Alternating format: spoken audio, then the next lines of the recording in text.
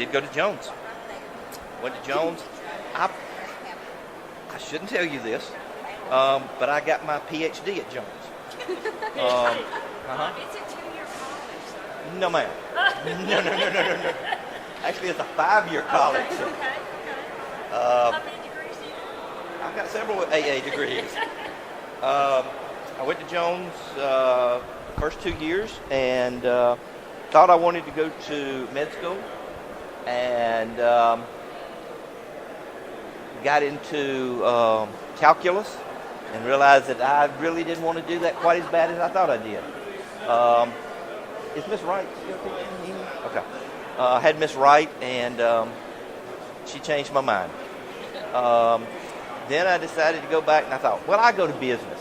And went to business and took some economics and accounting, and I can't even balance my checkbook, so that didn't work out either.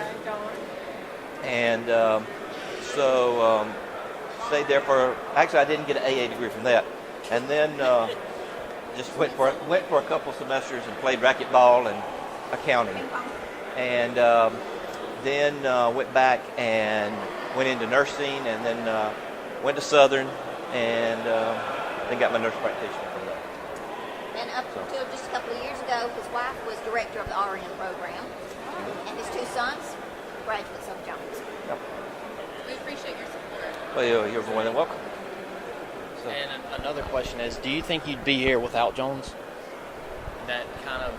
That kind of feeling that you get that if I would have never went, would I still be here? Probably not. I don't know what I would be doing.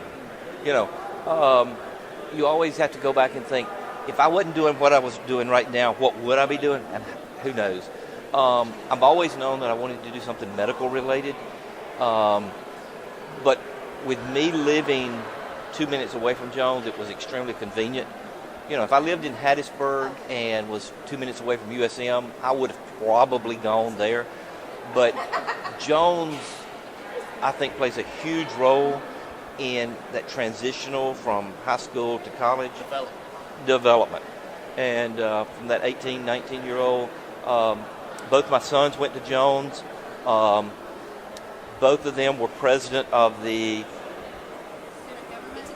PTK.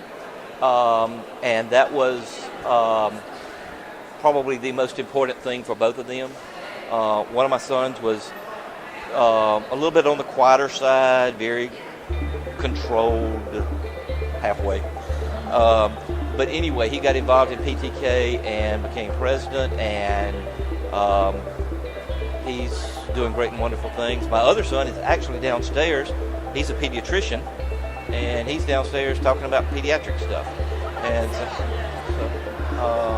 but yes, Jones plays a huge role in development, and the good part about Jones is, even though it's college, it's a controlled environment. You have a curfew, you have rules and regulations, but yet you're still free. So that gives you that opportunity to grow and mature and do what you need to do.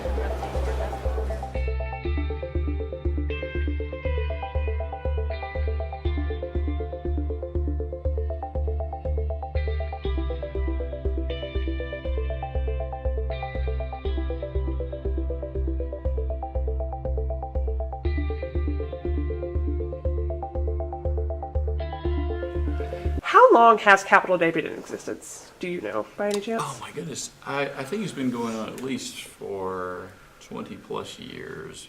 I've been here 24, and I think it's been going on ever since, as far as I can remember. So we've been fighting for mid-level funding for that long? No, we've only been fighting for mid-levels since about 2007. 2007. So that is the big purpose of Capital Day, to my understanding. Right. It is actually of the voice of the Faculty Association and student groups to come and to show support for the legislative priorities that have been compiled by the Faculty Association, the Mississippi Association of Community and Junior Colleges, and the State Trustees Association.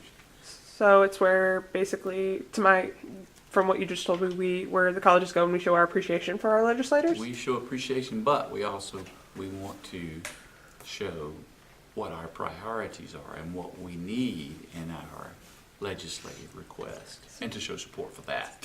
So these are the editors of the JCJC Radionian, and they had a discussion with Dr. Jesse Smith on the Fill the Gap campaign, and we're here to discuss that today. So what exactly is Fill the Gap? Okay, so basically, Fill the Gap revolves around mid-level funding, and what mid-level funding means is that the junior colleges and community colleges of the state want to be funded between how much the state gives schools for K through 12 students and between the amount that they give for universities.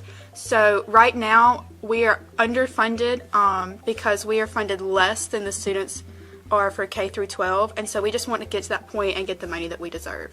So that would be the way to fill the gap, since community colleges are so important in Mississippi in the workforce and in students that transfer to universities. Right.